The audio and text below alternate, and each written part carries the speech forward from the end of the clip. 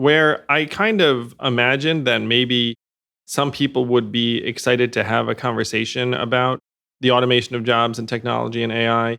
And some people might even be interested in or excited by my being the first Asian American man to run for president as a Democrat. Like some people who really love to talk about the firsts Mhm. in various categories. And neither of those things was true. It turns out that what I think of as journalistic organizations of fact did not seem to care about the decimation of millions of manufacturing jobs and the ongoing automation and dehumanization of the economy. But it was very discouraging to me that it seemed like when I was talking about economic facts and figures, it was like I was speaking a foreign language.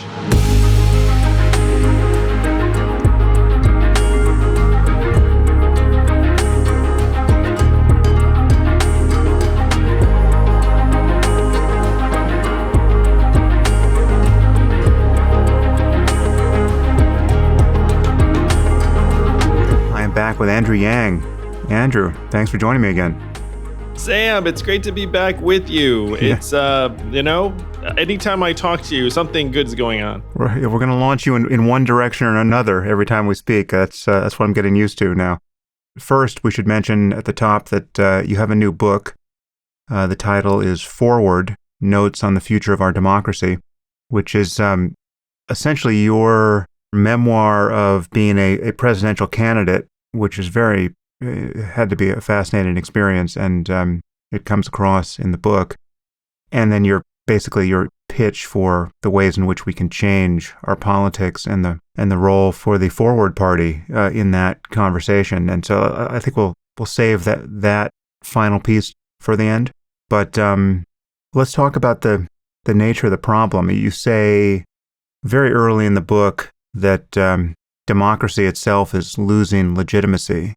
So much of the book is a look at the ways in which our system is broken. And this brokenness relates to politics, it relates to the media, it relates to a fundamental distrust in institutions that is now spreading to catastrophic effect. And it also relates to the issue that really launched your presidential run, which is a growing concern around inequality, you know, wealth inequality in particular, as you wanted to address by UBI, but also with respect to education and healthcare and other variables. So I think there's really three problems we could talk about before we start getting into solutions: politics, two-party politics, the media, and inequality in general. And I thought we could just kind of track through them and get your view on them as a candidate, maybe both as, in your presidential run, and I'd be interested to hear how the run for mayor of New York was a different experience. So let's start with politics. What was it like to run for president, and what was it like? Let's take it from the beginning. I know we've talked about this a little bit, but I mean, your book is so interesting on this point. What was it like to do this when no one knew who you were? I mean, and for the longest time, that was the case. And so, I mean, at the outset, it seems like a completely quixotic enterprise to declare your candidacy for the presidency, and the reactions of friends and people who would support you out of some prior relationship without any expectation that you could possibly get anywhere. Yeah, take us back to the beginning.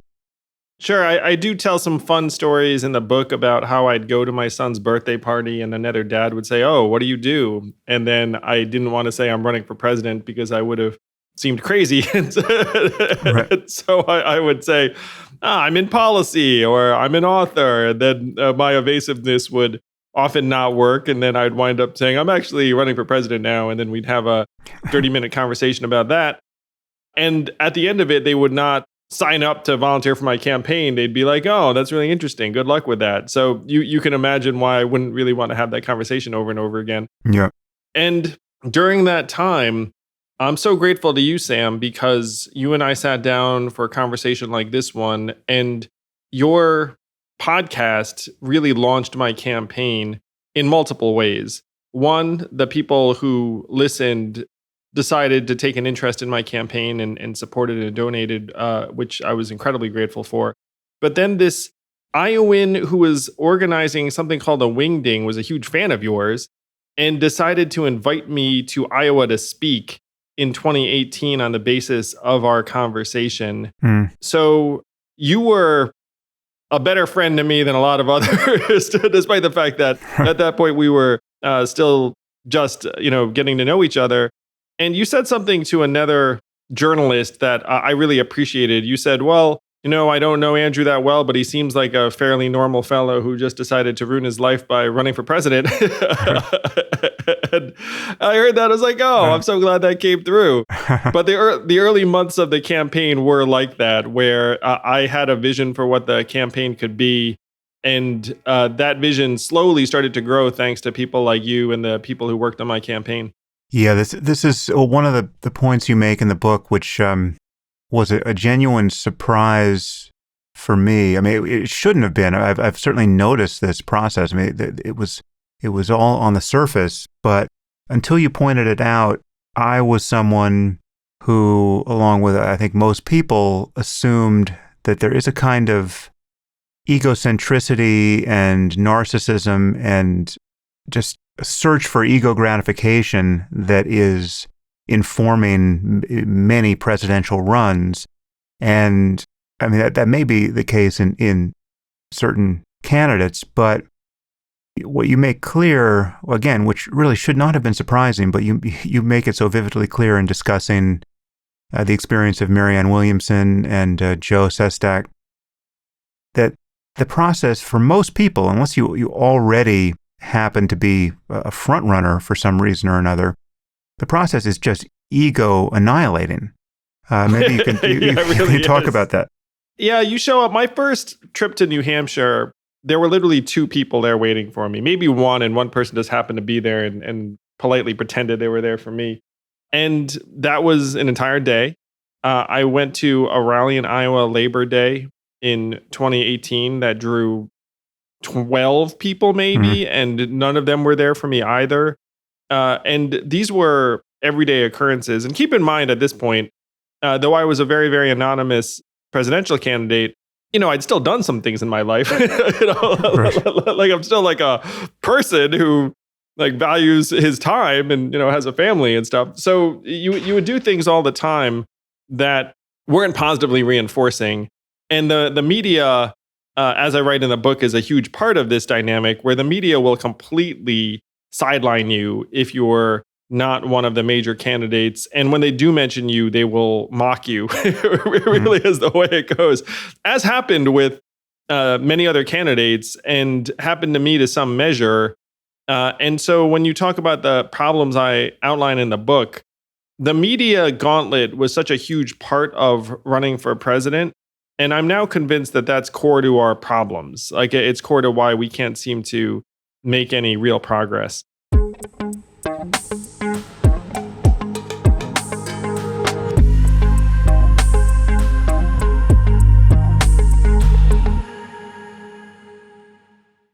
All right, let's face it, guys. Taking trips to the post office is probably not how you want to spend your time. And that's why we recommend mailing and shipping online at Stamps.com. Stamps.com allows you to mail and ship anytime, anywhere, right from your computer. Send letters, ship packages, and pay a lot less with discounted rates from USPS, UPS, and more. And Stamps.com has saved businesses thousands of hours and tons of money. So with Stamps.com, you get the services of the post office and UPS all in one place. I love it because I always forget to either buy stamps or don't even think about it. And then I'm like, oh crap, what do I need to do? Go to Stamps.com, bang, it's right there. Super simple, easy. You can do it from anywhere you are because we travel a lot and ship stuff extremely conveniently. So here's the deal. Stop wasting time going to the post office and go to Stamps.com instead. There's no risk. And with our promo code YANG, you get a special offer that includes a 4-week trial, plus free postage and a digital scale, no long-term commitments or contracts. So just go to Stamps.com, click on the microphone at the top of the homepage and type in Yang.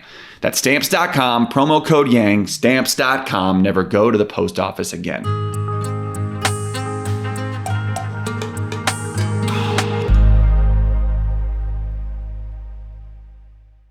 If memory serves, you weren't mocked so much. I mean, when I think about the mocking part, I do think about Maryanne Williamson, who, as you point out, in her own life, had a very successful career.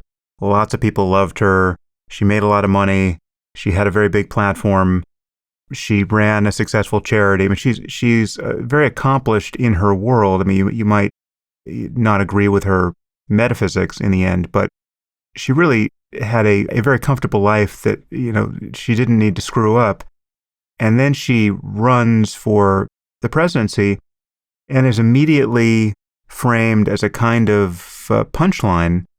And it's, I think you could have predicted it with something like 100% certainty that would have happened. But that version happens. But then there are the people who have a fair amount of gravitas in terms of their biographies, where there's no obvious joke to make at their expense, but they're just utterly ignored by the media. And for you, you fell more into that bin. And I mean, there were some egregious. I mean, the example. Maybe say something about Joe Sestak for a second, because I wrote in the margin of your book when you mentioned him, I literally wrote "who?" question mark, because I have never heard of Joe Sestak, right? So did you then Google him and look him up? No, I haven't yet. I'm a blank slate apart from what I read in your book. He's got, give me a little color on Joe for a second. Joe, as a PhD from Harvard, was an admiral in the U.S. Navy, was entrusted with thousands of lives, and was a 2-term member of Congress from Pennsylvania. So he's a very, very serious person who had spent decades in service and had put his life on the line for the country. When he decided to run for president, it was like he didn't exist. And it was somewhat mystifying. I spent time with Joe. So that's another thing that happens on the trail, Sam, is that I have hung out with virtually all of the other candidates in union halls and people's driveways and at the fair and the steak fry. So you do get a sense of people. And I have spent time with Joe and Maryanne and many others. But Joe's a great guy, a great man, a real patriot. He does have a lot of gravitas where he's commanded thousands of people. The media treated him like a non-entity.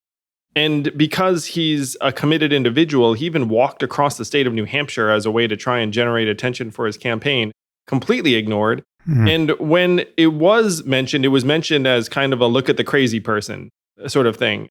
I thought that was deeply unfair because, again, if you look at Joe's record, he's a very serious individual who should have been given a fair hearing. Yeah, and in your case, there was some fairly stark and egregious efforts to ignore you, literally like fundraising. If memory serves, there were like fundraising graphics where showing the candidates who had raised a certain amount of money or had gone up in the polls enough to make debates, and you were left out where people who had raised less money and were ranked lower than you were left in the graphics. This happened most on MSNBC. I mean, how much of this, I think you uncovered at one point that there was a policy that you should just not be talked about. How much of this was inadvertent and how much of it was actually an explicit effort to disappear your campaign? It happened consistently enough where you really could not chalk it up to neglect or incompetence or omission. I think the exact count was a dozen times. And we heard later from a producer, Ariana Picari, who was at MSNBC during that time, that she was given a list of candidates not to ever invite on the show or interview, and I was on that list. So there was definitely a decision made at some point. And if you wanted to hypothesize, I believe that there is an ownership structure at MSNBC where you could draw a pretty direct line to people who were backing Joe. But at the time, I tried to give them the benefit of the doubt. And it was only later in the campaign when I had just gone through a debate that MSNBC had moderated where they clearly wanted nothing to do with me, where I decided to say, look, I'm not going to appear on MSNBC unless they start actually treating us fairly. And at that point, they completely omitted any mention of me from the race for the following month plus during really the final stretch of the campaign. So it was an important time. it was most stark when I actually made the 7th debate stage, which was a very significant piece of news. I was the last non-white candidate to make the debate stage. And MSNBC decided not to mention that, even though that was mainstream news for just about everybody. So there's going to be more to say about the media in a minute because it's just an enormous problem on many fronts now. But going back to your presidential run before, well, really at any point, what was the most surprising part about this process to you? I mean, you must have had some expectations of what it would be like. In what ways were those expectations violated? It was around my treatment by certain types of institutions where I kind of imagined that maybe some people would be excited to have a conversation about the automation of jobs and technology and AI. And some people might even be interested in or excited by my being the first Asian American man to run for president as a Democrat, like some people who really love to talk about the firsts in various categories. And neither of those things was true. It turns out that what I think of as journalistic organizations of fact did not seem to care about the decimation of millions of manufacturing jobs and the ongoing automation and dehumanization of the economy.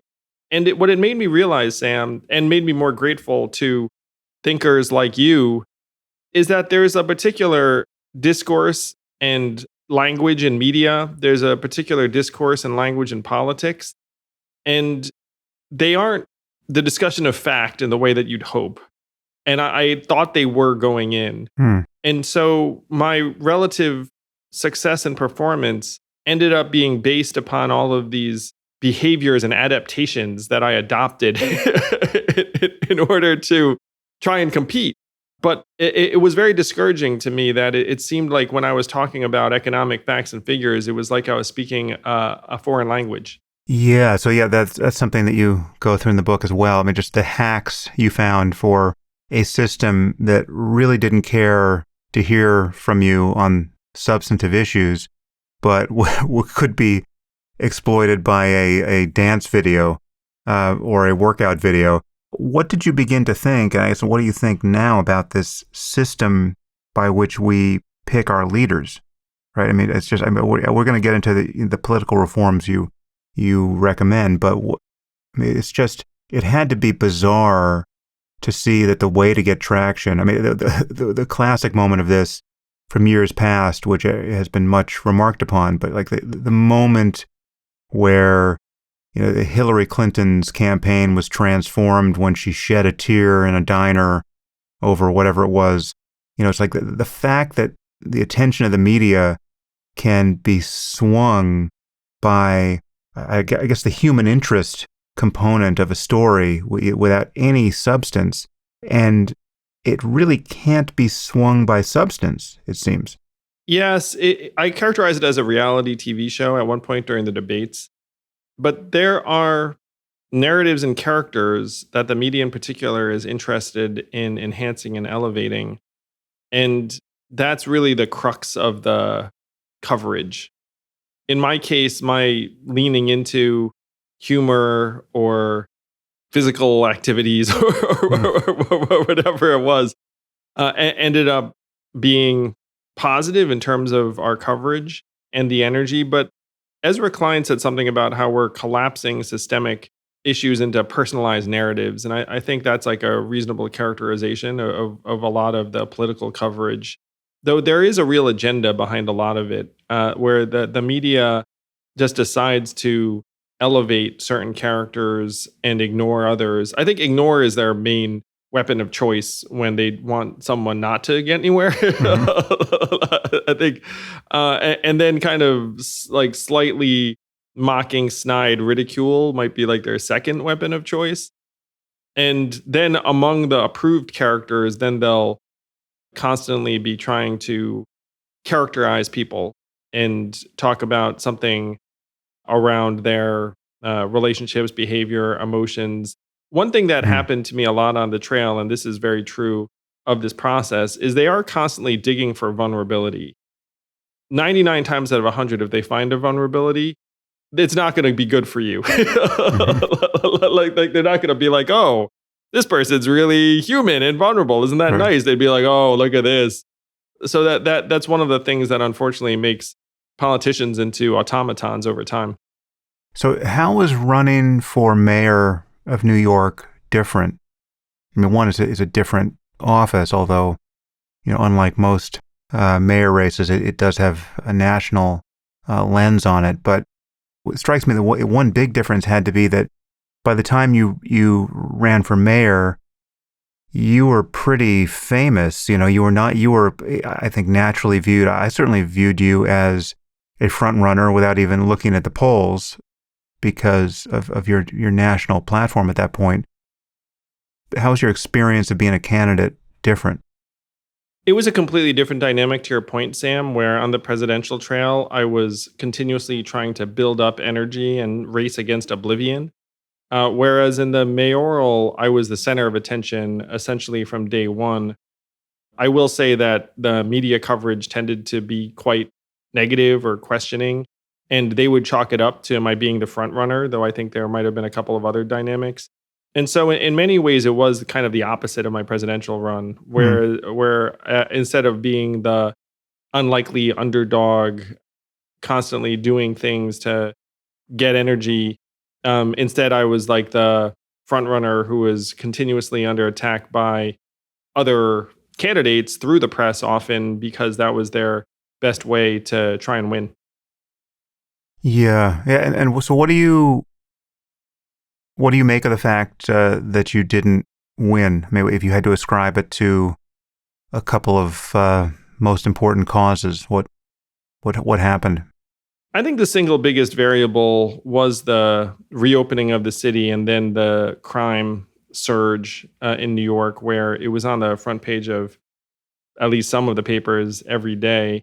And that being the number one concern heavily favored Eric Adams because he was a police officer. Mm-hmm. Earlier, the main narrative was around reopening and economic recovery. And those were things that people saw as a strength of mine. Right. Okay, so let's just talk about the political system as it is and what to do about it. Because I think wherever someone is on the spectrum of political concern, bias, persuasion, I think everyone agrees that there's something less than optimal about our system as it exists. What do you ascribe the main dysfunction to at this point? How is it broken? And this is the heart of my book. The deeper I got into the machinery, so to speak, and now at this point, I would consider myself either friends or friendly with dozens of political figures, most of them on the Democratic side because I ran as a Democrat. But all of these people, and you start to get a sense of the environment that they operate within, why we're stuck, really. And so I do want to go back to some first principles because I've been learning myself about some things that I'd taken for granted. But the core argument in my book is that people will do what their incentives demand. And if you are a political figure today, your incentives are to generally cater to the most polarized and extreme points of view in voters in your district because that's who's going to vote you back in. One numerical contrast that I cite is that Congress has a 28% approval rating nationwide right now, which probably doesn't surprise anyone listening to this. It's like, 3 out of 4 of us don't think things are going well. The individual reelection rate for members of Congress is 92%. Yeah. So even though 7 out of 10 of us are really, really sad with how things are going, you're almost assured of reelection if you decide to run, which most of them do because they really like this job.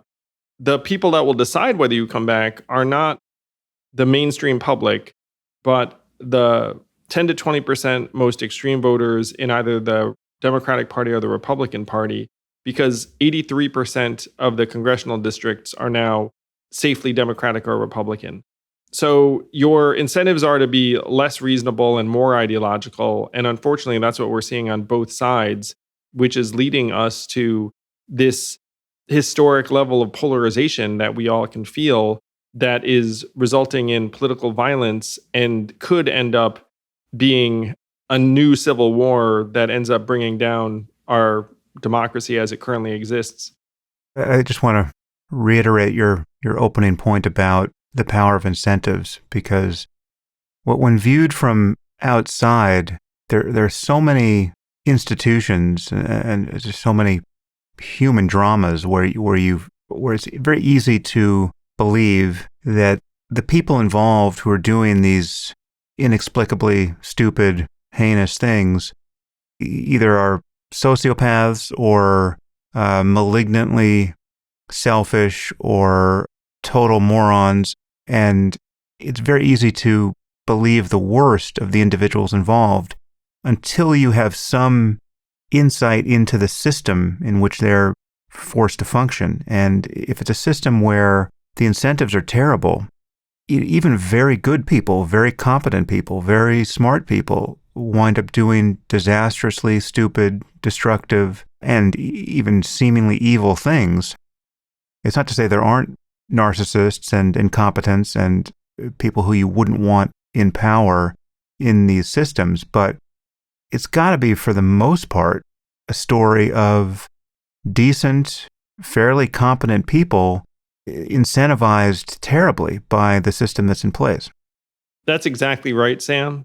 And a result of understanding this is that we should not expect it to change or get any better. Because people will, if anything, the incentives are higher now than they've ever been. And the political incentives toward the extremes are now compounded by the media, which at this point is separating us into ideological camps and ginning up support for the good guys and, hatred for the bad guys.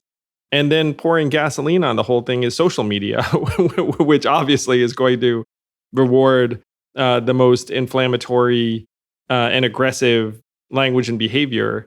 So we're being set up. We're being set up to turn on each other, to eventually end up disintegrating in terms of the society we currently regard as, like a normal, safe environment. And that's what I concluded from my journey into this, which is that these people are not bad people. Some of them are not great people, but like for the most part, they're reasonable people responding to perverse incentives. And so then the great project becomes, how can you in real life improve their incentives? And I do want to give a shout out to you. And this is something that is a major theme of the book, is that to me, you represent the antidote in many ways, Sam. It's like, what are the, media incentives for you? I mean, you're just like a highly reasoned individual. Like, you don't have the same, I don't think your producer is giving you a list of people not to talk to or anything like that. There's like a search right now. People are groping for trusted perspectives and voices more and more. And I just want to thank you personally for being such a huge figure for people who are looking for wisdom and truth, really.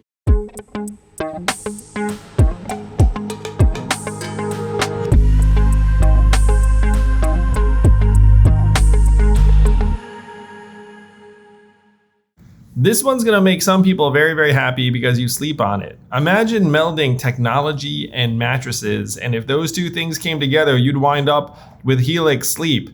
Helix Sleep sent me a mattress, and I gotta say, it became the favorite mattress in the entire freaking house, where everyone's just like, oh, freaking get out of my way. Let me get on that mattress. You take a quiz ahead of time. It's customized to you. It's like your own personalized mattress. You'll sleep better. You'll feel better. Then you'll wake up ready to go.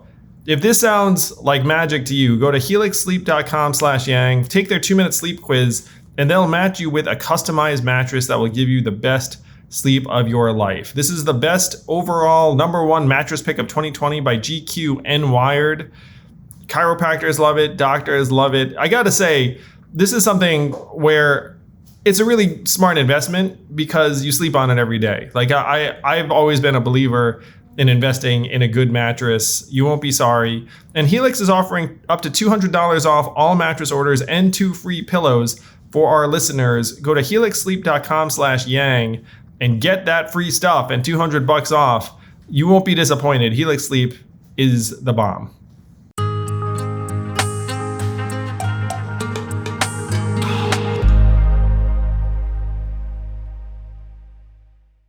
I happen to be in a spot where there are almost no incentives that aren't of my own making, and I have consciously designed my life that way. And it's, it's not that it's impossible to be badly incentivized even in this space, but it's much harder. And it's, and that's why I'm here. And it's a relief, frankly, to be able to say whatever I want to say and to talk to whoever I want to talk to, and to not be calibrating any of that against any kind of outside pressure, even pressure from my audience. And I don't know how much you followed me down these various byways, but, whenever I've discovered that a significant percentage of my audience really disagrees with me about something, that's the one signal for me that I need to take pains not to be trained by in any way. Because I notice other people being captured by their audience in various ways.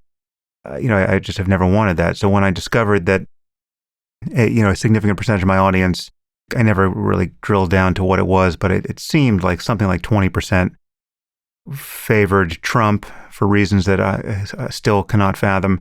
I just made it a point to not care how much pain I got from them every time I wanted to trample on Trump, because it felt important.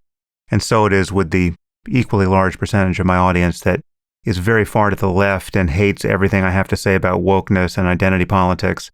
The pain I get from them, I have decided to take as noise rather than signal, because it's just very important for me to preserve my freedom to say what I think is true and important, rather than to be course correcting based on what's rewarding me from my audience. And what you get on any of these pain points, and this is obviously amplified by social media, is there's so much more energy from the haters than from the people who agree with you, that it really, you can really get blown around by it's highly disproportionate. The noise, yes. Like if someone's virulently opposed, it just seems like the most prominent thing in the world, even though there could be 100 people who just silently nodded.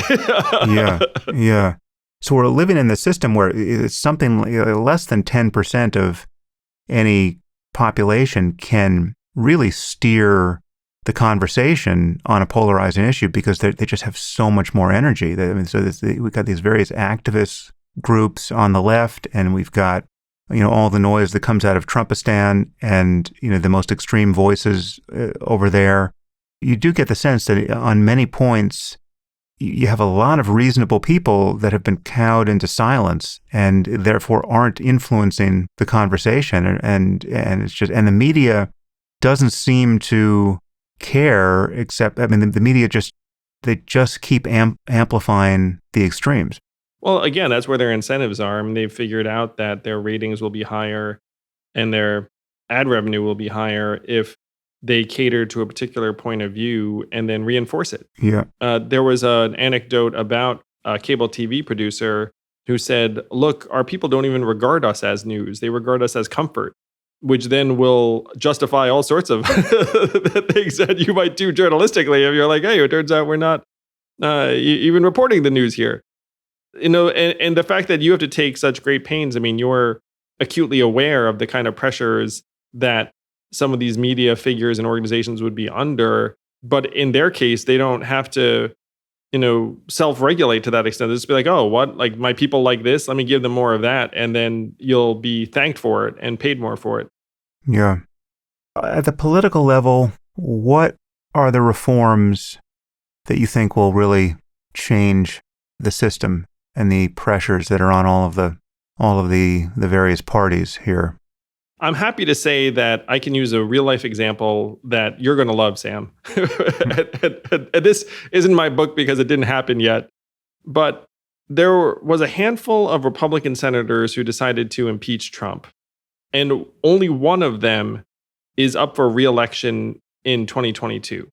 And that is Senator Lisa Murkowski of Alaska. She decided to impeach Trump. She said enough is enough.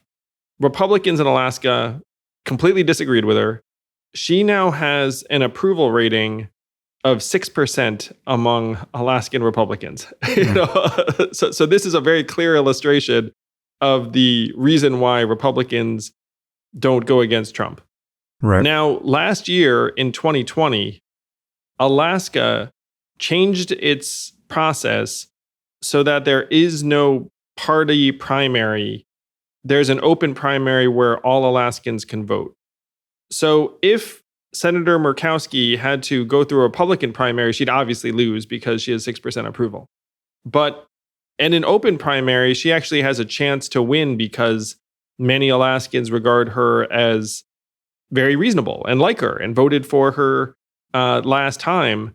And so this is a systems change that has dramatically shifted her ability to exercise her independent judgment. I don't think it's a stretch at all to say that they've gone hand in hand, where her saying that Trump is wrong in impeaching him probably had something to do with the fact that she knew she didn't have to go through a Republican primary. Mm-hmm.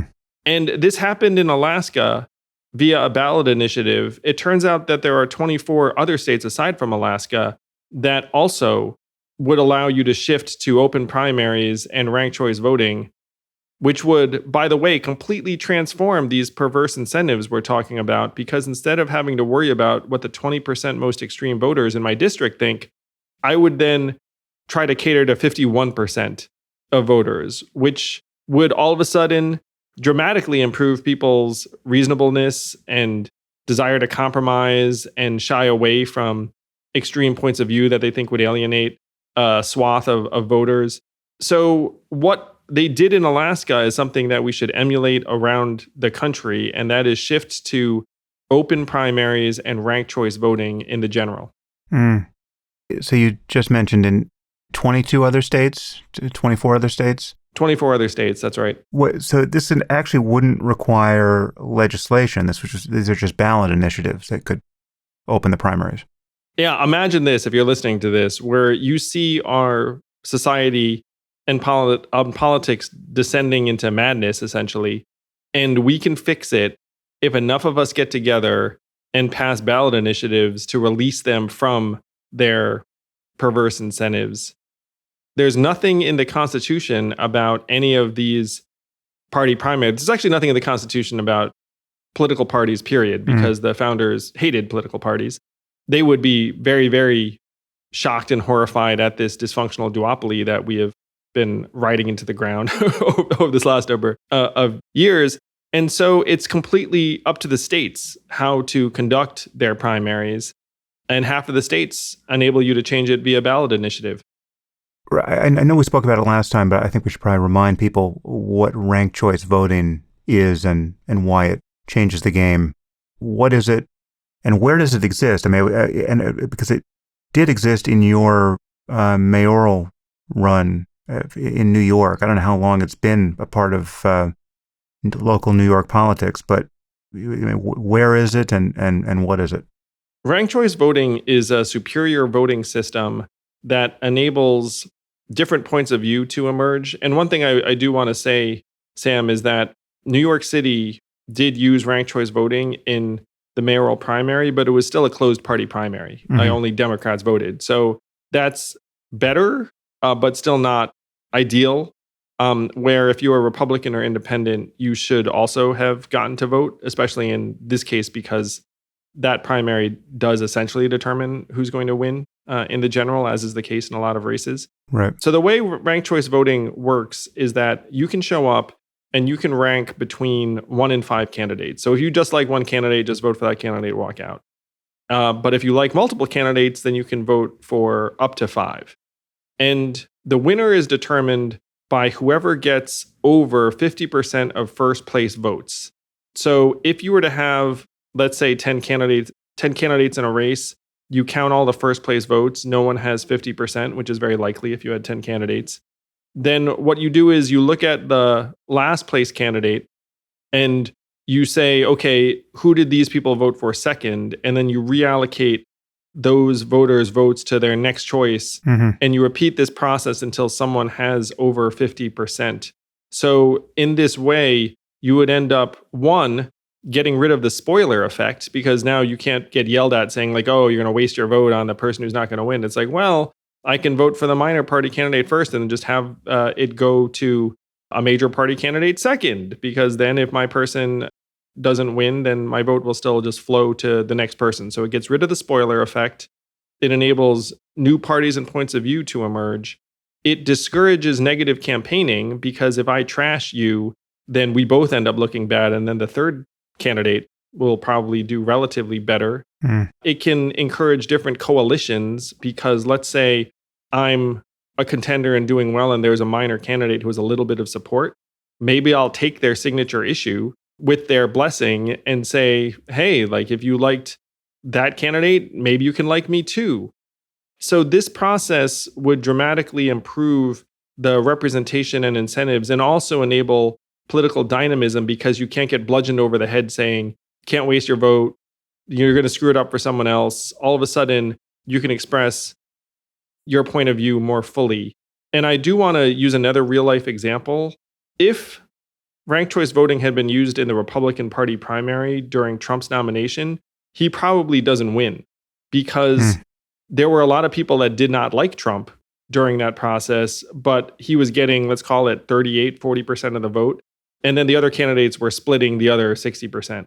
But if you'd had ranked choice voting, you might have found that not over 50% of people really liked Trump, because it seemed to be kind of an all or nothing affection where he's concerned.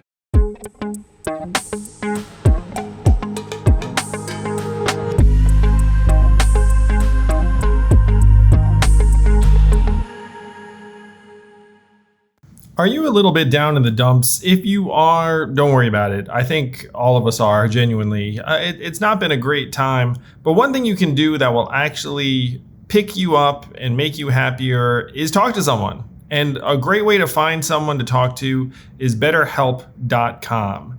It's not a bot. What they do is they connect you with a licensed professional therapist who's a little bit on call for you. So you can just book something. You can start communicating with them in under 48 hours.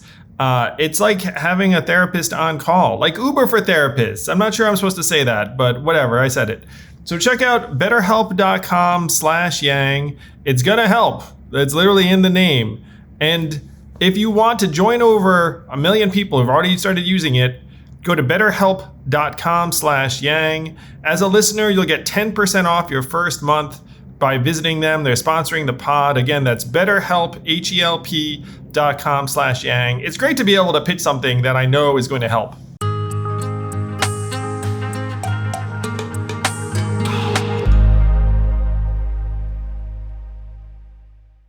But one other thing to say about open primaries is that I think it's true to say that there are more independents than there are Democrats or Republicans, right, at this point, and they're excluded from primaries. That's right, nationally. And I have a feeling your listeners reflect this, Sam. I just have that feeling. But right now, independents are the most numerous political group in the country, about 44%. And then Democrats and Republicans are generally somewhere in the mid to high 20s.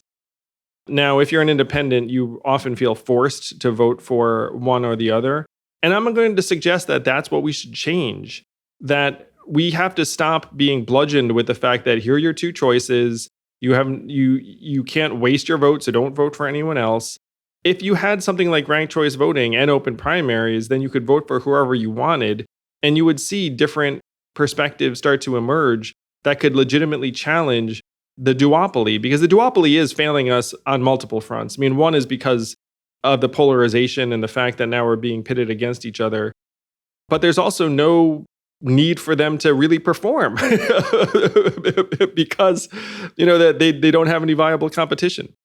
Yeah, I was going to save discussion of the Forward Party platform until the end, but it occurs to me that we can bring it in here because I want to talk about inequality, and we can just get to that when you talk about that part of the platform. So let's just jump now to the Forward Party and how you view it as a possible movement here that can just ram through some of these totally sane changes. What's the plan? What's the aspiration? And what's the platform? So let's say that you've listened to this and thought, wow, we can actually pass ballot initiatives that would dramatically improve the incentives of half of our legislators. Let's go do that, which is certainly what I thought when I realized that it was possible. And in the other states, it's still possible too. You would just need conscientious legislators to pass it at state houses, which I'm going to suggest is kind of a higher bar in some of these places. So the ballot initiative process in each state, it's highly variable in cost. It's less expensive in a place like North Dakota than it would be in California, as you can imagine. But the resources necessary to get all the signatures and promote and advertise, then try and get 50.1% of people in that state to approve it. No, it's significant. I mean, you're looking at a real popular movement, and these are in red and blue states. And so I thought to myself, how can we most effectively galvanize people around these ballot initiatives and this vision, and realize that it should be from outside the duopoly, which would probably make perfect sense to people.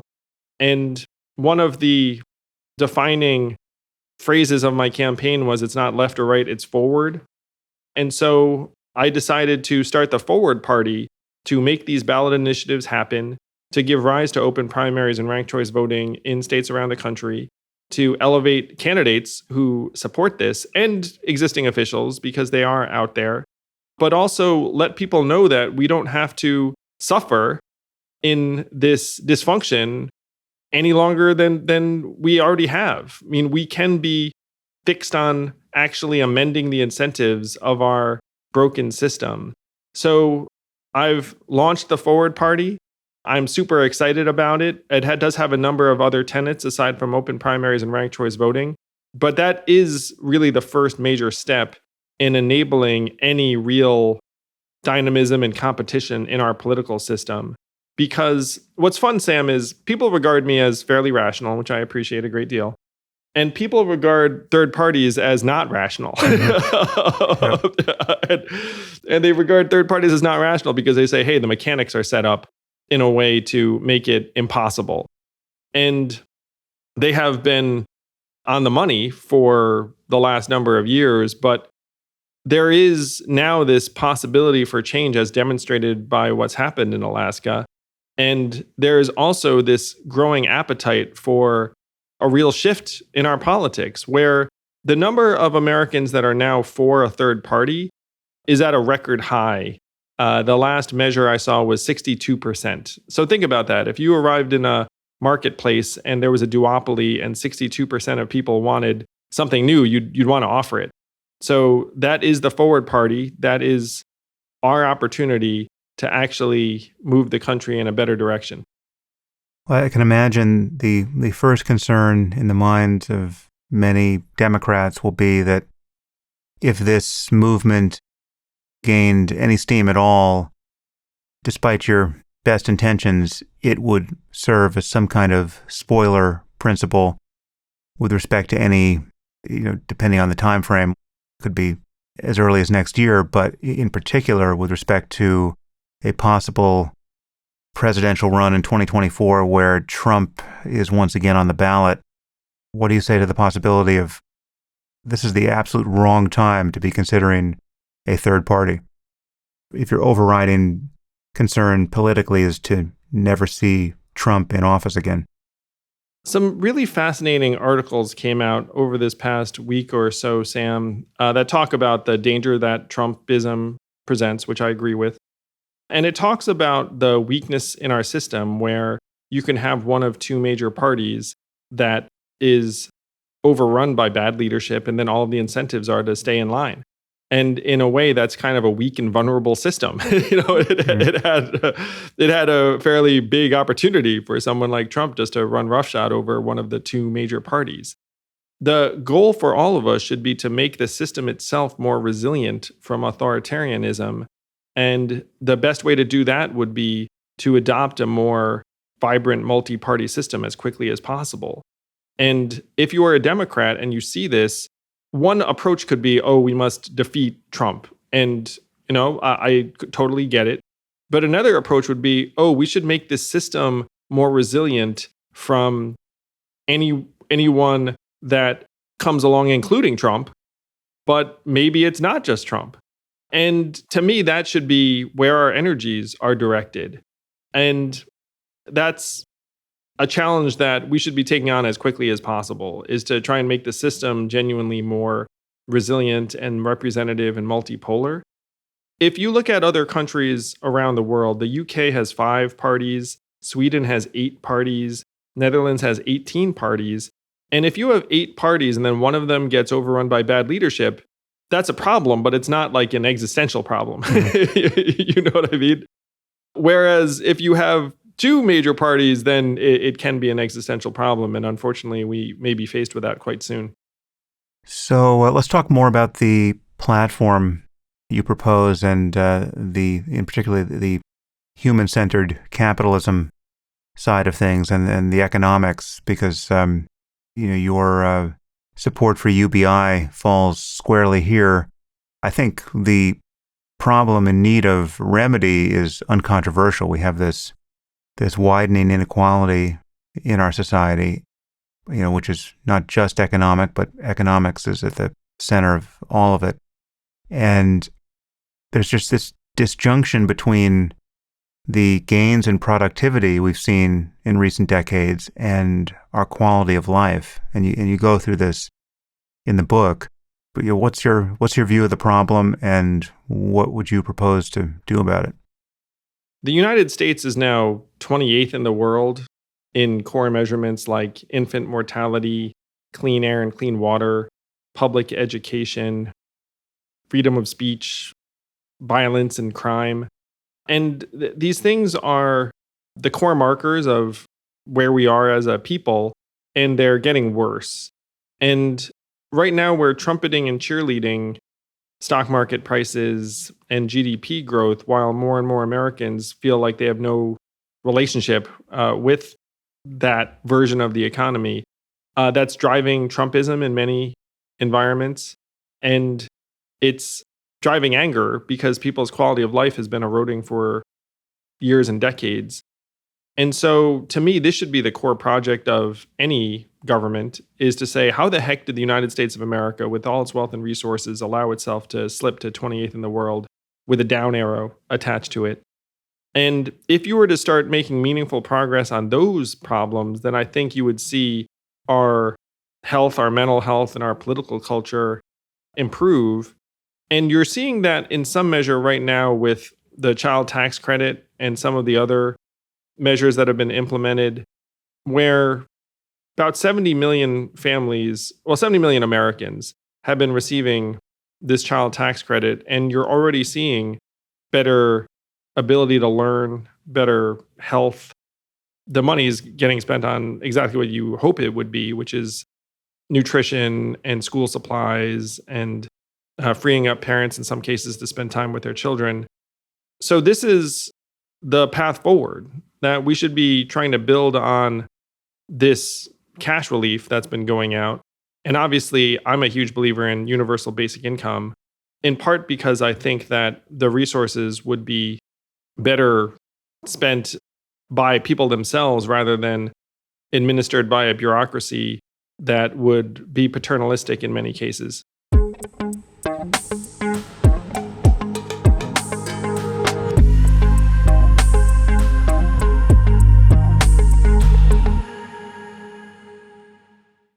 Sports have long been an important and defining part of our history.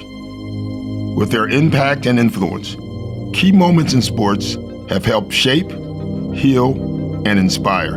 It has been said that I have 2 alternatives: either go to jail or go to the army.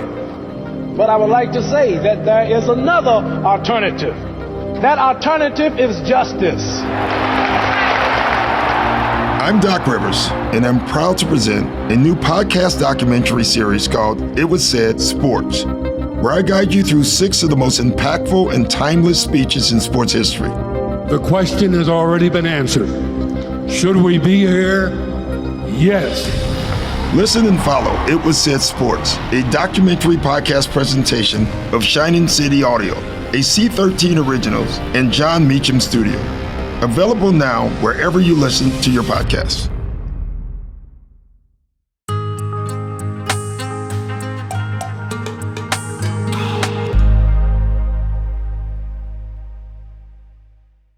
It's interesting because the aid that the government has rolled out in response to the COVID pandemic, it's not identical to UBI, obviously, but it's importantly similar, as you point out. And I think many people worry that what we've witnessed here, many people who are fans of the concept of UBI are worried that what we're witnessing here is kind of a failed example of UBI, or at least showing some of the possible downsides of UBI. And I'm interested to know what are the differences that would make the difference here, because I think we have something like 10 million unfilled jobs at this point, and you hear that the restaurant industry and other similar industries can't find all the workers they need to function.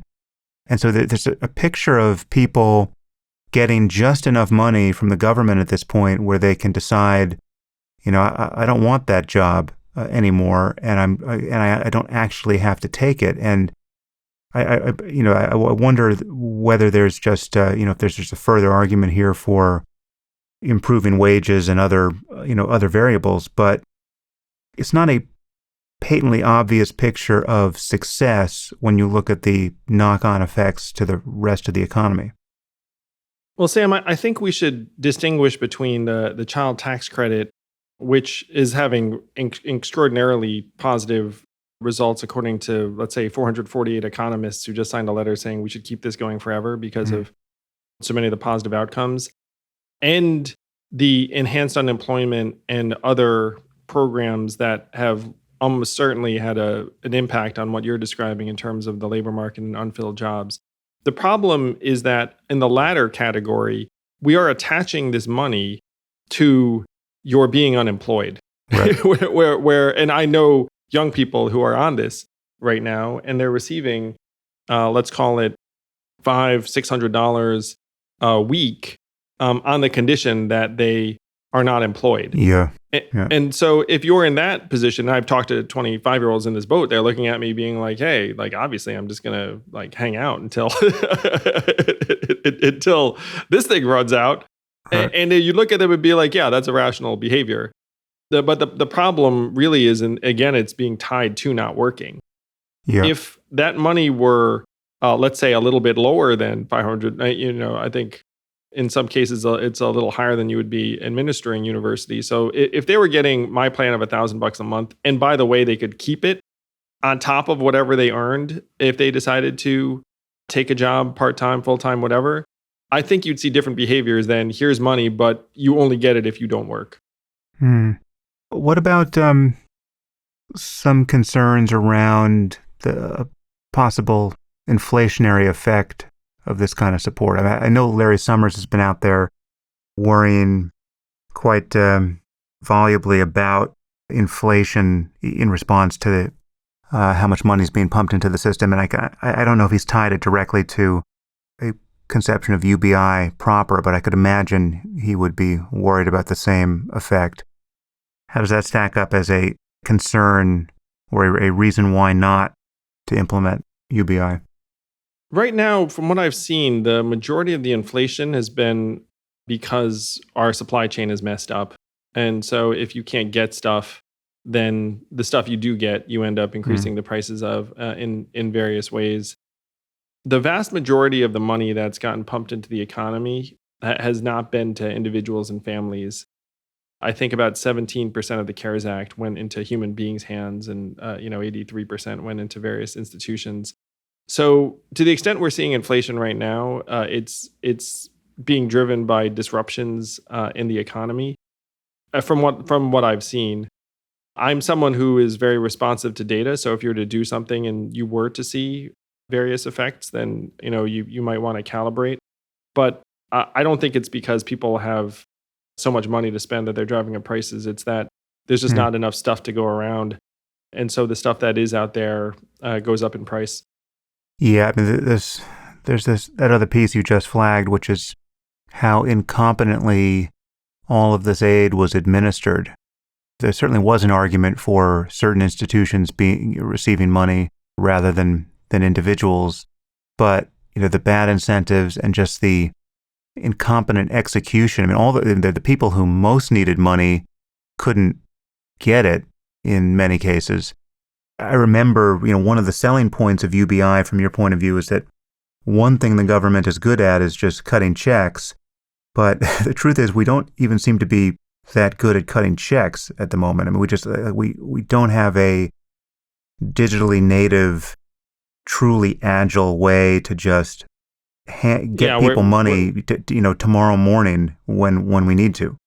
We're using the IRS, which has its ups and downs in terms of a distribution pipe. And I said in the book how I talked to Ben Bernanke, and he suggested that we give everyone a Fed account, and then we could just put the money in your account if we decided it was a good idea.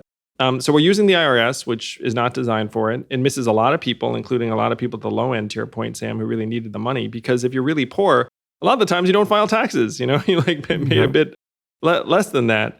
And so it's a real failure of the government on a couple of fronts. And the failure is even worse when you look at some of the tailored programs. And I've been very angry about this rental assistance program that the government put something like $67 billion into. So in theory, okay, going to help renters, $67 billion. And then they checked back 8 months later, and only 17% of the money had actually been administered by city and local governments, because the federal government had kind of left it to the locality to figure out how to get the renters the money. And lo and behold, they didn't do it. And so then you have 2.6 million renters who theoretically were supposed to get money that didn't get money and are now probably going to get evicted and the rest of it. And when you see a colossal failure like that on the part of government, does anyone lose their job? Does anyone, get held accountable? Is anyone sorry? Of course not. But, there are millions of Americans that at least theoretically were supposed to get that money. So it's one reason why I am a huge fan of something like a UBI, because we're still exceptionally good at sending money relative to the other things that we claim to want to do for people. In a way, the more you can simplify things for government, the happier we'll be and the better the results will be. All right. So what's the future of the Forward Party? What can people do? Where can they find it? You must have a website. What's the ask of my audience and any other audience? Well, first, if you do want to dig into my experiences in terms of the system's dysfunction and why we need to mend and amend our political system, please do check out the book for the argument for the Forward Party. It's called Forward. And then if you've already heard enough and you want to support the Forward Party, go to forwardparty.com or andrewyang.com, and let's build this movement together. I know that this is the group that's going to do it, because the people that follow Sam are students of reason, of rationality, not huge fans of tribalism.